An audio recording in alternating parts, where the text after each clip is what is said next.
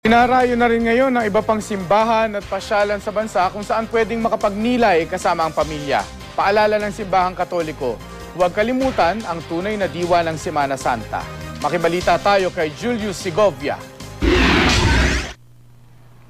Binabalik-balikan sa Pangasinan ng Shrine of Our Lady of Manaoag at ang museum nito.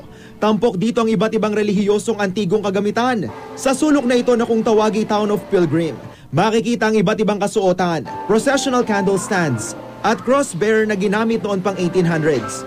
Ang korona naman ang imahe ng mahal na birhen na ginamit noon pang 1970s at iba pang gamit ang nasa Negalia for a Queen Corner. May mga imahe rin ng iba't ibang santo. Matapos bumisita sa simbahan at museum, pwedeng tumuloy dito sa Rosary Garden.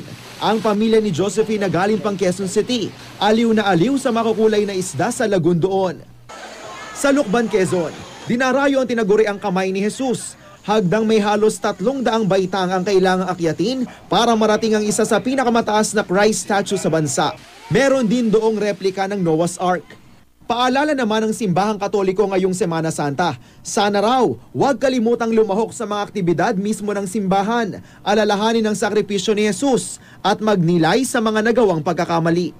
Importante yung kayong part of the Holy Week would be or going to confession as a sign that we really are serious and trying to renew and of course entering more deeply into the appreciation of the events that happen in Jesus.